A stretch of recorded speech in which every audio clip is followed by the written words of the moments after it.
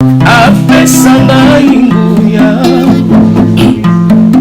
na mema yango. Donc c'est-à-dire par leurs fruits nde tozoyeba oyo ya malamu pe na oyo ya mabe. Abanga prophète memeli biso nini, mais siko dans notre époque c'est comme si babilo kongo za raté ba on dit ba prophète, on dirait kaka kena prophète ba prophète comme avant ndenge babandaki ko reconnaître bango. C'est pour cela que omoni lelo mutu azobima to mutu azotambola na ndenge ya lingi ko tambola sans que soit directif chez un prophète. Ok, merci maman, l'homme de Dieu, l'homme de Dieu, est-ce qu'un prophète a cause appelé un ministère? On a un ministère, il y a prophétie. Vous avez oublié un ministère prophétique. Oui, ministère prophétique. Pourquoi la parole de connaissance, la don, mais la prophète, mais oh yo yebi, mais bon autant va comme les missions. La Bible nous dit dans un psalm. Oui, mettre à Liban, ma peuple la perdition. Ça met belé baba ça dans Zambété. Plutôt baba prophète té. Batika ba prophète ba ça mais ça na ba. Comme moi, je suis un pasteur, mais j'ai un don de la prophétie. Je natika ba ça surtout sur na yambi prophète pas non. Natika ka ça la musala na ya prophétie.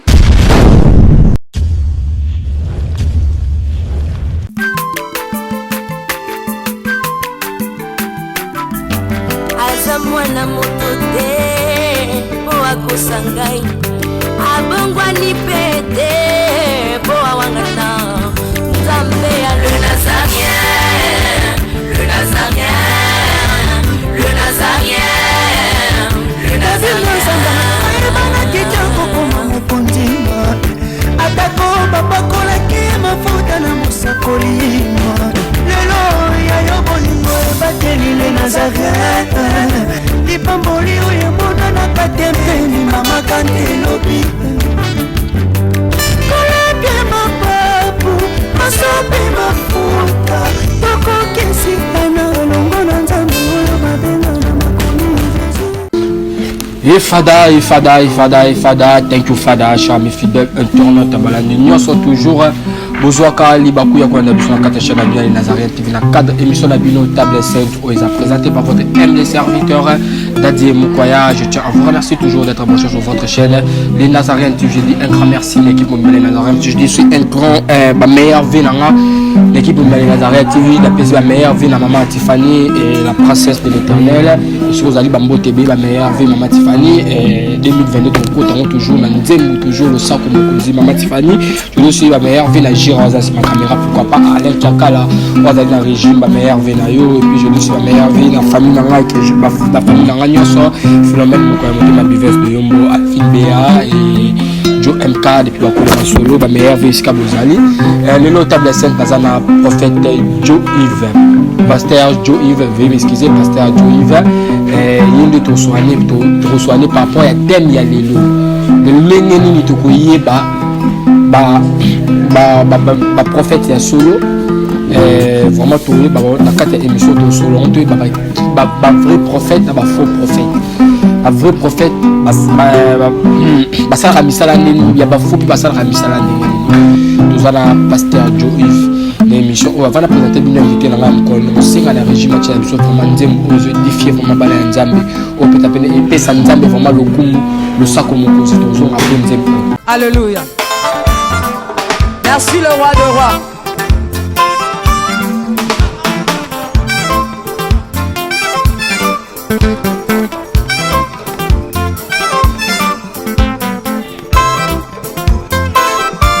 Alléluia.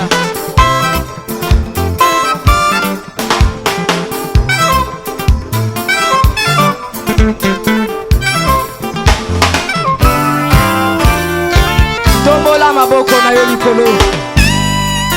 Lakisa maboko na yo.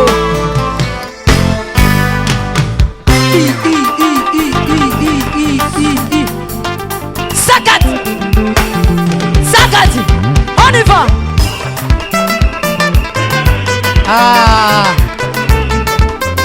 Salaboye, Salaboye. Assis sur son trône. Salaboye. On y va. Assis sur son trône. Encore.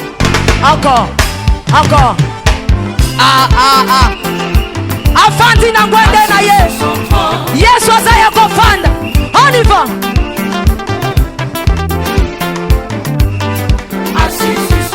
Afandi, afandi, afandi, afandi.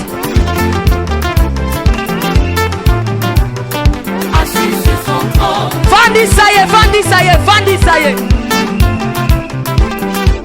Nazo mono te tika yesu afandi. Afandi, afandi, afandi, afandi. Merci Jésus. Merci Jésus. Afandi, afandi. Salaboye. Salaboye. Salaboye. Gatela yesu lo sako. On y va. Gatela. Gatela. Gatela. Gatela. Gatela. Gatela. Kaka. Kaka. Yambalo ya taba ministre bakokata. Nazolo bakatela yelo sako. Katela yelo sako. Katela. Katela. Katela. Nazo monote. Nazo monote. Nazo monote. Nazo monote. Salango boye. Dose, dose, dose, dose, dose. Tolobi à tout. Yoka. Merci. Tolobi boye. Yambaloyo. Adaba ministre bakokata.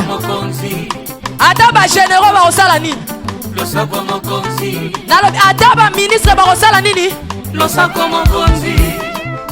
Adaba président. On y va. Katela yetoke. On y va.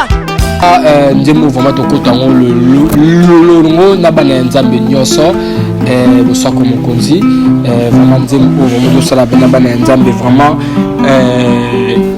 kimia et petola vraiment bana nzambe et dans singa la giro dans sima caméra à fond caméra là peut-être venir inviter na moko le pasteur Joe Yves. Bonjour à l'homme de Dieu. Bonjour papa de Dieu. Santé l'homme de Dieu. Nangola nzambe toujours ndeto lobaka nzambe azobatela biso azobomba biso tala tokomi na suka mvula bazali bolingo na nzambe kati na biso eleki nyonso. Ma meilleure vie d'abord à l'homme de Dieu. Mes meilleures vie na libota nyonso ya Canal des Vainqueurs dans ma famille aussi nzako nzambe ya pambola bato nyonso oyo balangaka biso ntango nyonso ba meilleure vie na bango esika bazobabonane na bango au nom de Jésus. L'autre mono bien guitare, de bani déjà fête la bonne année de l'homme de Dieu. Oui, to bani déjà ko fêter pe ko yebisa mutu moko 2022 ko mona ngona kombo na Yesu Masia. 2022 ya biso bana na nzambe. Mutu moko tika na 2022 azate. Esiko za solo bien men tika yo ko pesa na meko kombo dans le nom de Jésus. Amen. Juste quand on a honoré notre maman et la maman Tété qui vient de nous quitter. Et la passe mingi na mitema maman le soba sala nzambe comme il faut et banze mona bango etikali na biso bilembo to yembaka tango nyonso. C'est pour cela que la dina honoré na bandeli ya émission na biso to baki to tikate ti 2022 to ko bananza. Merci. OK, voilà l'homme de Dieu to yobayo na kotikate na ponizela cela na bomoi na menisete na kosenga kono apesa ngai nguya na mema yango natika te kinolobiko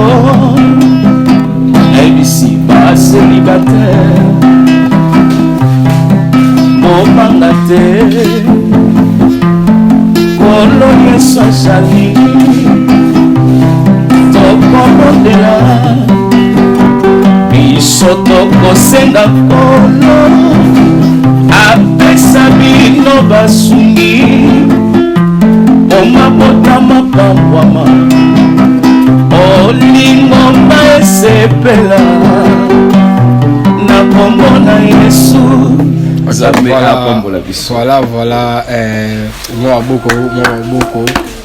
beaucoup, merci vraiment nzembo vraiment ezali plaisir na Philomène moko ya motema ya bivence de yomo nzembo vraiment ezali plaisir na même la maman Tiffany et la princesse de l'Éternel Eskazali, c'est vraiment plaisir. Ok, merci vraiment l'homme de Dieu. Tokota vraiment na thème ya biso ya mokolo autre na mokolo lelo. Oui, comment connaître un vrai prophète? Ma voix. Un vrai prophète, pourquoi? Parce qu'il y a beaucoup des enfants dédiés, Bazakana, Bobungi, Makasimi, P et na moi Boyebite Makasimi. Parce que la Bible me dit dans Osée 4:6, mon peuple détruit par manque de connaissances. Sans connaissance de Dieu, le peuple dédié sont détruits. C'est pour cela qu'aujourd'hui, connaissance qui est un vrai prophète. Comment connaître un vrai prophète? C'est ça ne toyenango na tongo na lelo. Ok, donc oui, si toke koloba ke na tanga Bible na mukanda ya Matthieu 7 le verset 20. La Bible me dit dans Matthieu 7 le verset 20, dit de soloba que c'est donc à leurs fruits que vous les connaîtrez. Donc c'est-à-dire mutu tokoyeba ye na mbuma na ye. Mangue ko bimisa papaye te, to orange ko bimisa citron te. Donc c'est-à-dire nzete ezoyeba na mbuma na yango. On dit que comment on peut connaître un vrai prophète?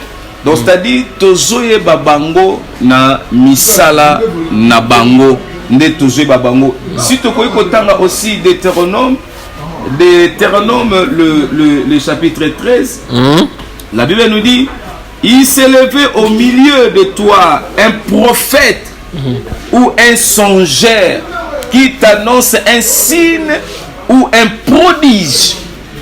Donc la Bible nous dit il s'élève au milieu de toi un prophète ou un songeur qui annonce un signe ou un prodige. C'est par là que tozoyeba musali na nzambe ya solo, tozoyeba par des annonces ou par des prodiges de l'Éternel. Et la Bible nous dit dans verset 2 et qu'il y ait un accomplissement du signe ou du prodige dont il t'a parlé en disant alors après d'autres dieux. Donc c'est-à-dire et sengeli était bilembo to l'accomplissement il y a ba signe oyo mosali na nzambe anosaki pe ba accomplissement il y a ba prodige oyo un prophète asalini alobi. Et par là, neto zoyeba musakoli ya solo. Si ba sino apesaki et koki sami, pe ba prodige alobaki et salelmi. Et par là, neto zoyeba musala nzambe ya solo neto oti kotanga na Deutéronome 13. Si vous lisez dans Deutéronome 13, le verset 1 à 2. Donc c'est-à-dire par leurs fruits, neto zoyeba oyo ya malamu, pe na oyo yamabe. Ok, merci vraiment l'homme de Dieu par rapport à Ndingozo Limbo et la Bisso, thème Yalelo. L'homme de Dieu, Yeba, qui est d'abord un prophète. Prophète Azana Nani. Ok. Qui est un prophète? Un prophète, c'est lui qui prédit l'avenir par l'inspiration divine. Donc, c'est-à-dire, c'est lui qui produit l'avenir par l'inspiration divine.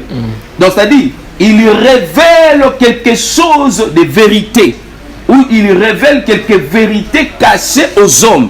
Donc c'est-à-dire azo koloba makambu oyo batu batikala koyeba te. C'est ça un prophète.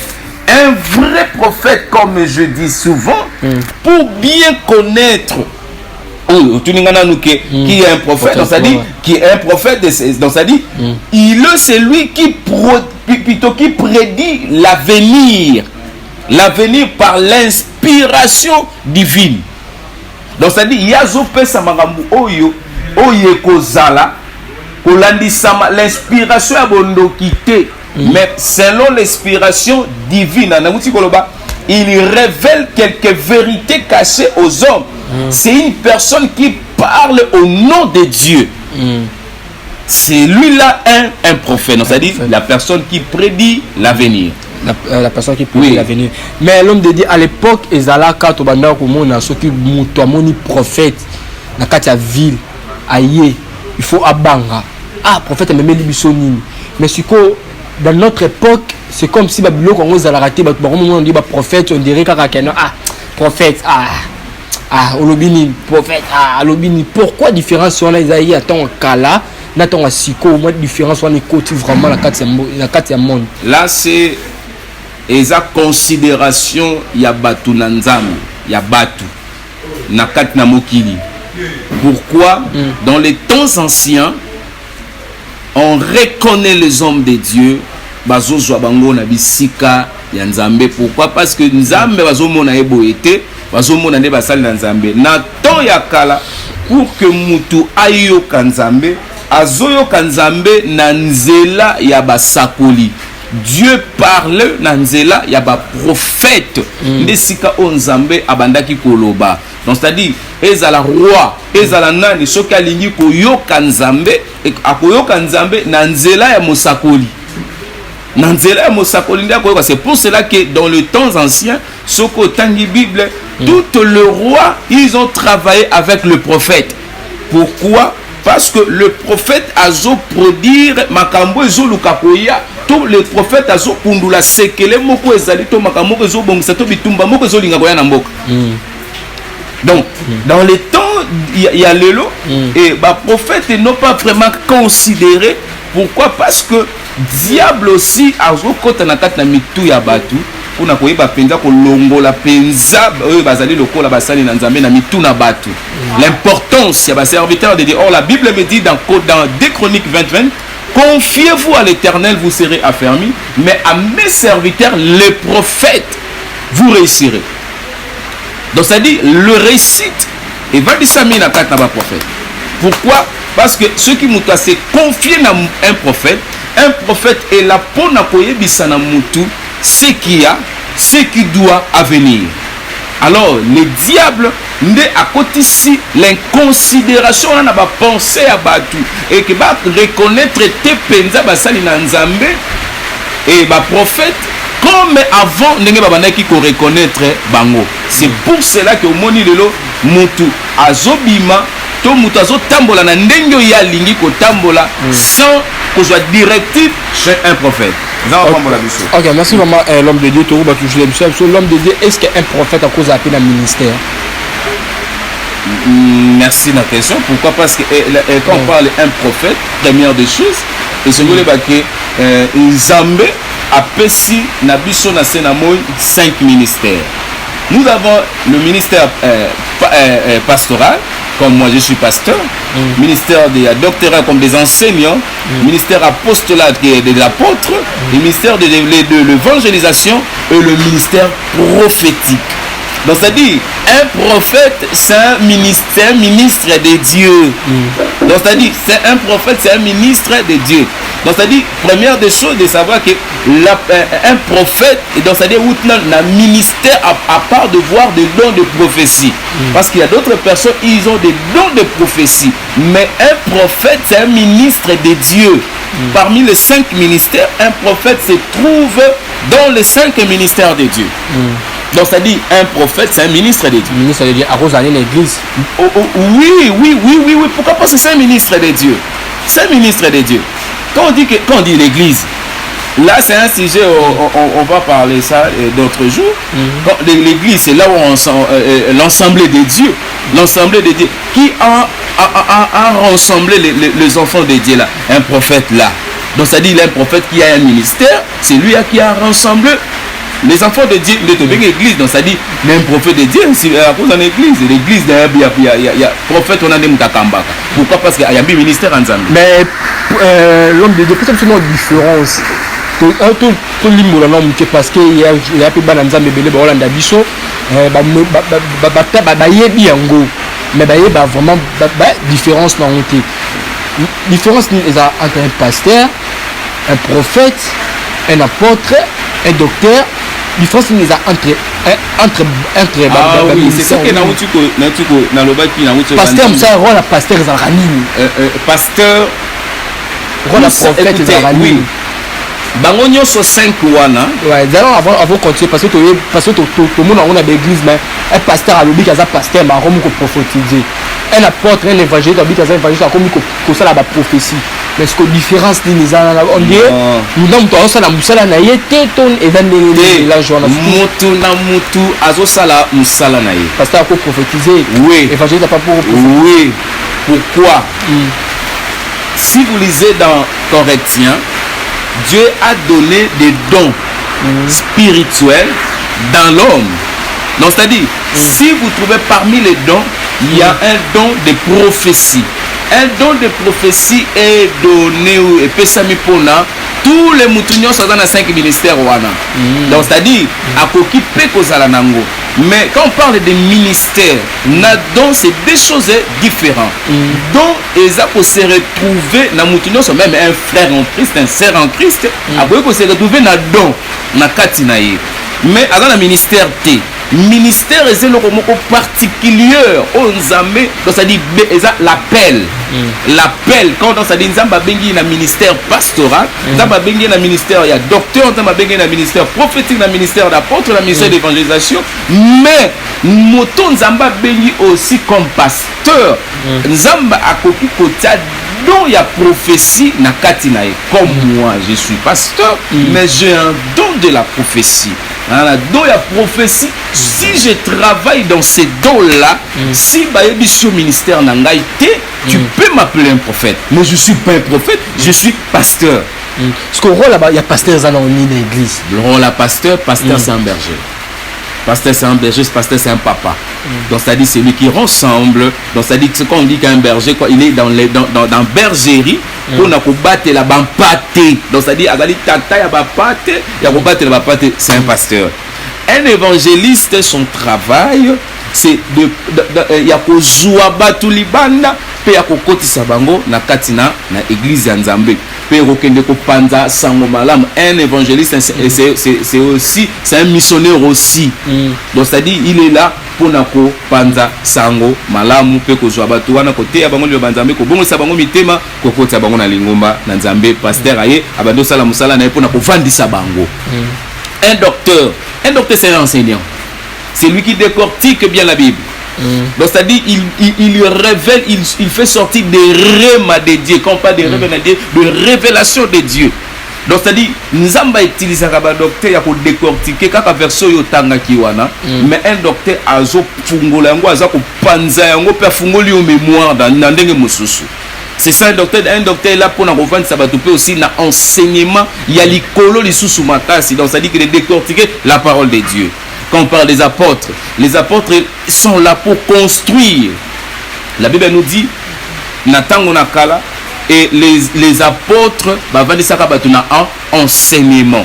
Alors les apôtres aussi bah vendre ça biso na enseignement, puis les apôtres bazawana pour na ko bâtir. Les apôtres ba bâtir. Akoya awa a bâtir. Tangwa tongi awa nga pasteur na yena vandi sami yaki ko bâtir les sous ce comme mais est-ce qu'elle a une mamboura na biso maman na pende sala mara vraiment oui les apôtres il y a apôtre na ba apôtre ya sali papa église et tout moi mi full abato le bon pasteur ya kanga la kei est-ce que ce que ça arrive apôtre mingi na mboka na biso mona ke azana église mon côté par exemple tu fais exemple l'apôtre Léopold Mutombo azana source plutôt base ezali kuna na limité mais ba source ezali oto benga lokola ba cellule atongi soko tamboli ba matade ezali ba nini ezali donc ça dit akotika pe église wana tabi mutu pasteur ya kafana ngake ya koki kozanga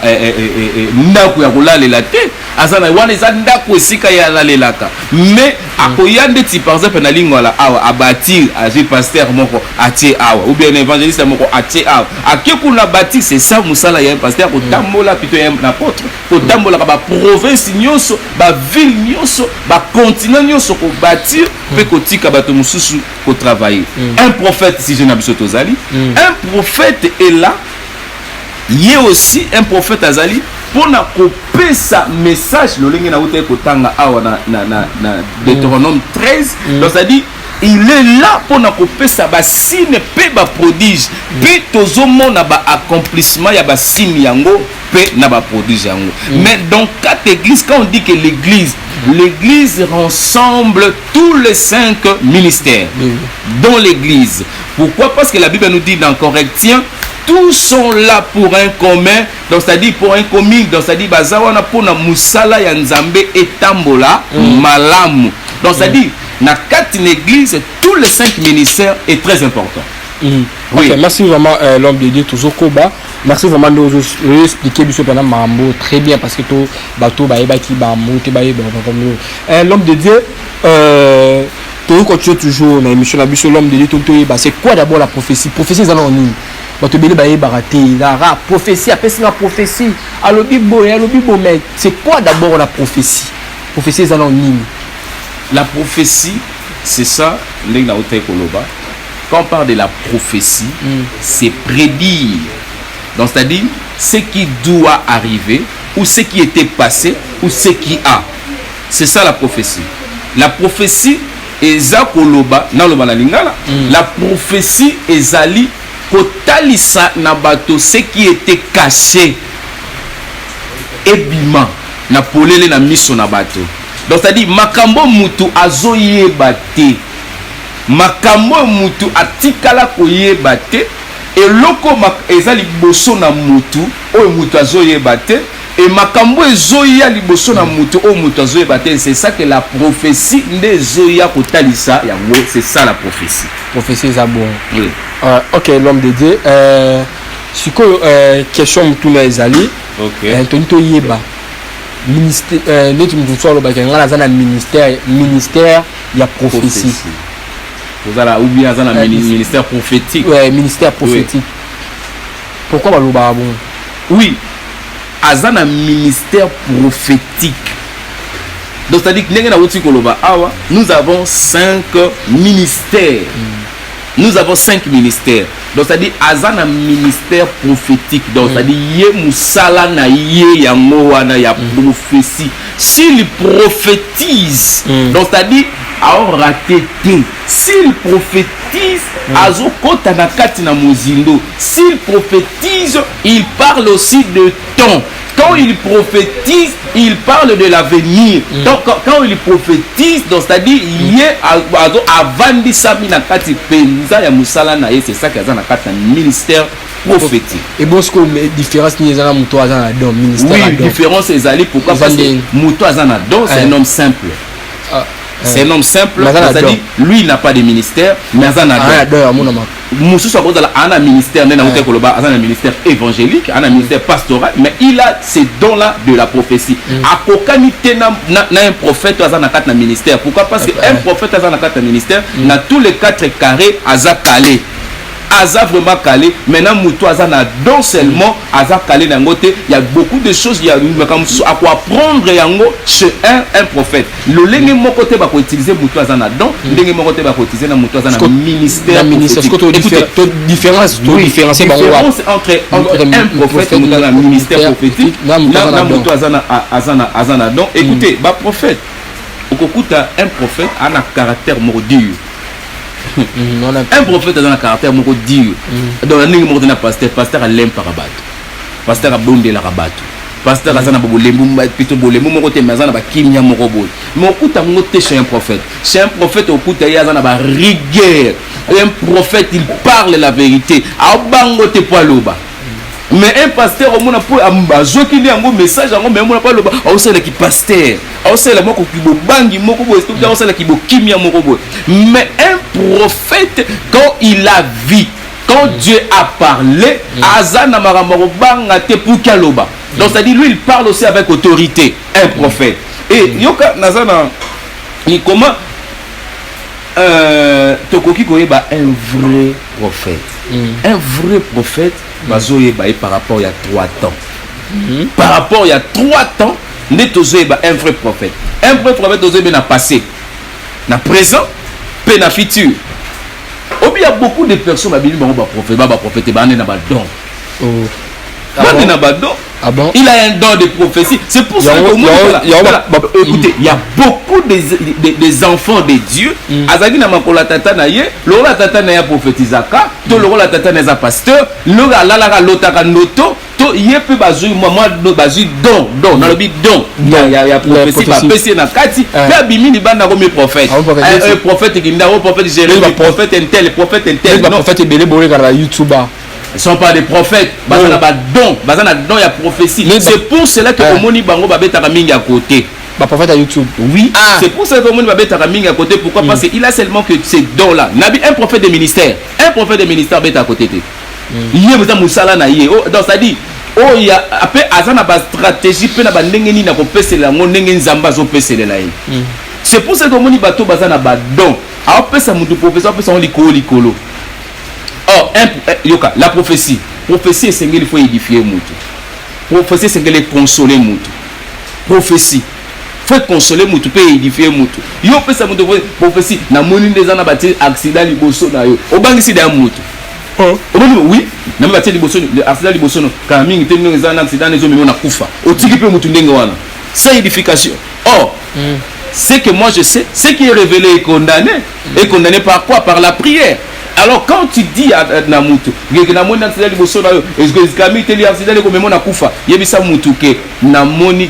vrai prophète, accident à liboso na yo, accident batem si liboso na yo, et ça peut même na kufa. Mais on a na zoyeba, nzambe aza côté ma liboso na yo. Ce côté le mina kata mabondeli, et le roi neko kokisa mate liboso na yo. Voilà un vrai prophète. Et ba tout ça donc abangi so bongo, ay lobilo ka suki bongo pona suka na ngoyi siko pa lengisa yo, tant ko lengisa bongo zo bongo pesa. Un vrai prophète, il y a 3 temps. Il y a présent, il y a passé, plutôt na passé, na présent, puis na futur. Quand il parle, donc il parle le présent, il parle le futur, il parle aussi ce qui est plutôt ce qui est présent, ce qui était passé et ce qui doit venir. C'est ça. Mais ma prophétie nous sous Deutéronome, lisons pour continuer Deutéronome 34, le verset 10. La Bible nous dit dans Deutéronome. Dans la faute, Bananzambe ba fumamara mémoire. Deutéronome 34, voilà. le verset 10. La Bible me dit dans ma prophète Aboé, écoutez, il n'a plus paru en Israël des prophètes semblables à Moïse que l'Éternel connaissait face à face.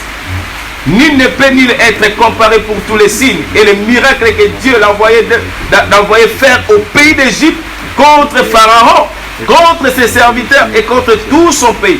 Et pour tous les prodiges et des terreurs de Moïse accomplis à main forte sous les yeux de tout Israël. Écoutez, la Bible nous dit, il n'a plus paru en Israël des prophètes semblables à Moïse que l'Éternel connaissait face à face.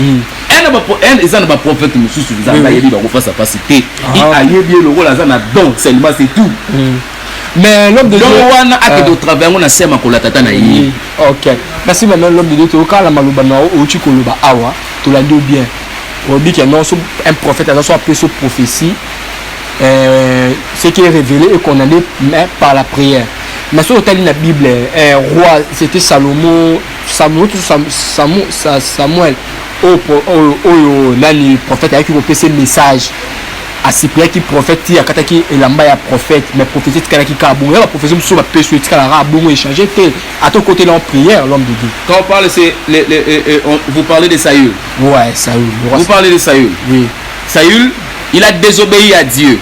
Quand il a désobéi à Dieu, c'est que Dieu a dit et tikali ndenge wana. Elle va prophétie sur la bon. Oui.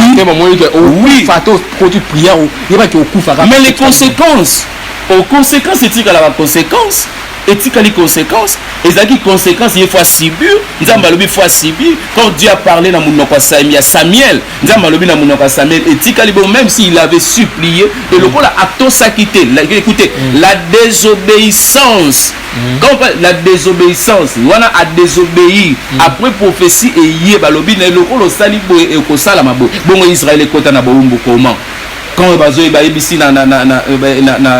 père Abraham, c'était le père Abraham, ne Israël ekoti na boumbu tumba boye sala makambo ngo esala makinengo wana te c'est par là que nzambalaki ta nzambalaki nzambalobaki ngona ka etikalaki c'est ça ne bana Israël ba koti na kata boumbu par Moïse ne ba ko bima na kata na boumbu c'est ça si Dieu a le prophétie et que pesami na yeli na monoko ya mosali na nzambe etikali ndenge wana ezande na batu o nzambe soki a rappeler nzambe a supplier nzambe atali ke oui aza pena digne et nzambe abongisi comme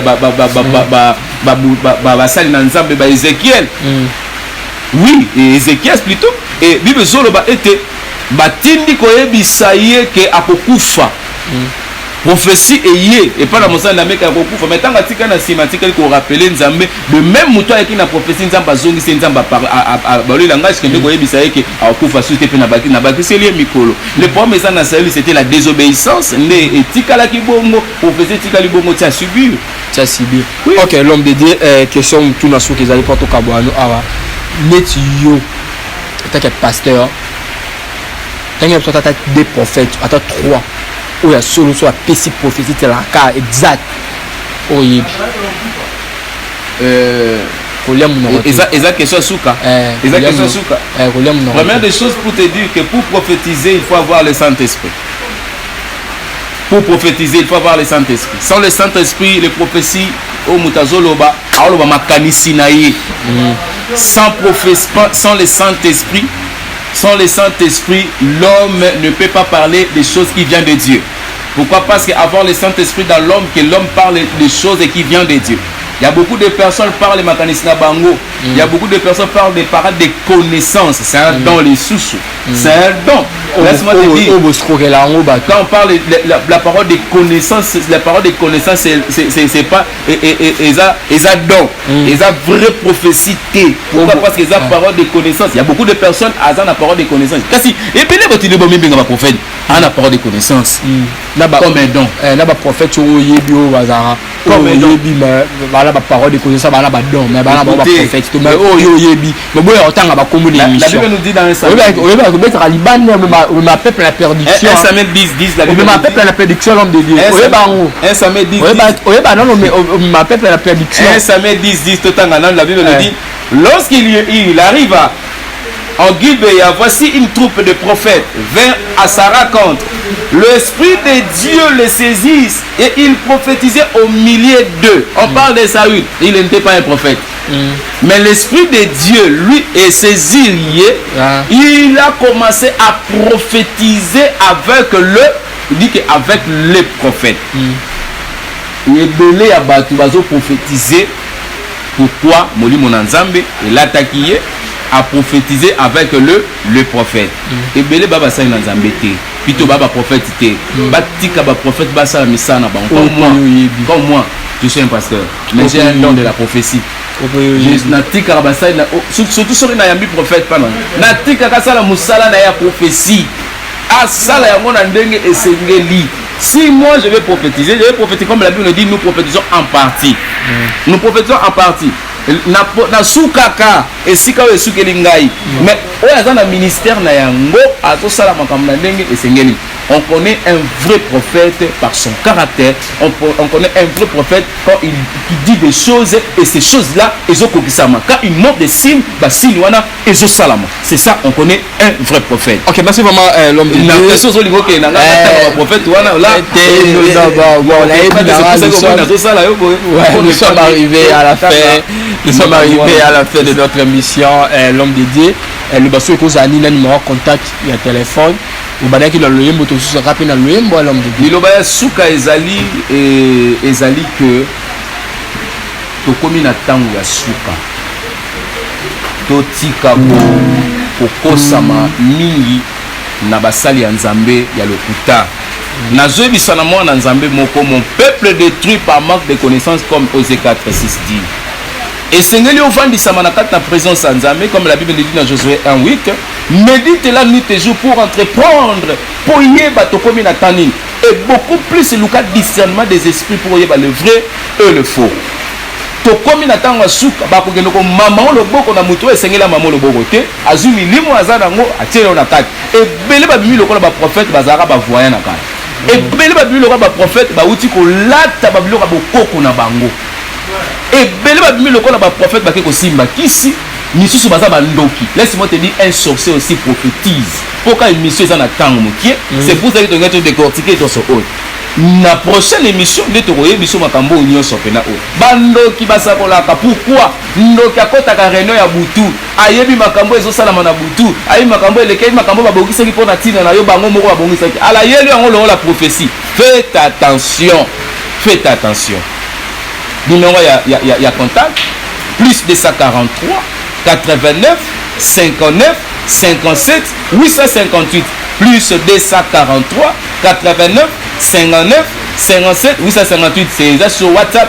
Benga biso toko solana de la part nzambe pe libonde lisenga toko bonde la pona tina na yo problème no sozana ngo nzalo ba nzambe alemba na problème mo côté mais meilleur vœu ba bonne année na bino nyonso bo mesana kolanda biso nzambe a pambola biso. OK, pasteur Djou, nous sommes arrivés à la fin de notre émission. C'était votre humble serviteur Tadimo Koya. Je te toujours vous remercie d'être sur votre chaîne. Les Nazareth, je dis un grand merci de vous, les Nazareth, je dis un grand merci à ma famille pour la confiance au Tessingaï. Et puis aussi un grand merci à la Géonas, ma caméra, Alec Kakala, Albinia, Djou MK, parce que vous êtes dans votre donné. L'homme de Dieu, question Souka, avant la tique là au plateau. C'est une tout, à eux pour prophétiser l'église, ça veut dire quel jour on a eu pour prophétiser. Non, si Dieu a lobby, pe makambo susu nzambe atalisi pa na ngai na kobomba te na koloba yango.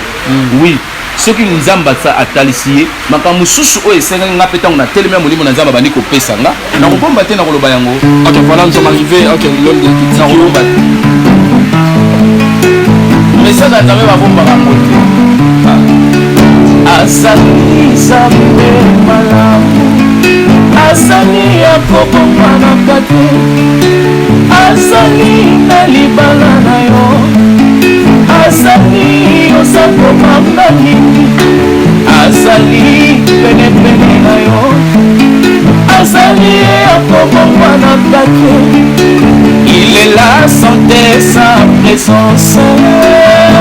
Oh, il est là.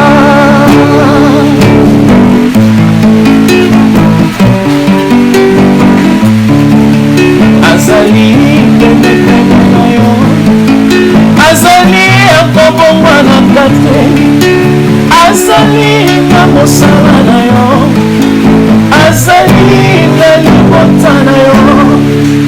Il est là santé sa présence.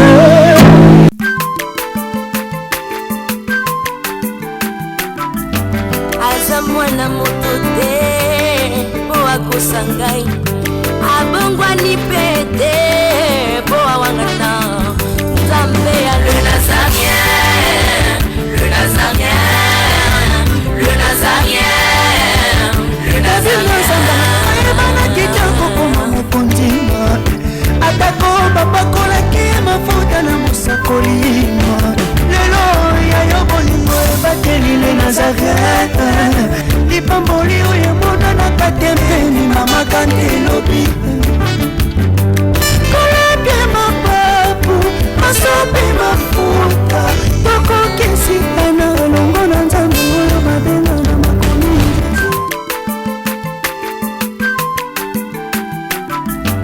aza mwana moto te po akosa ngai abongwani pete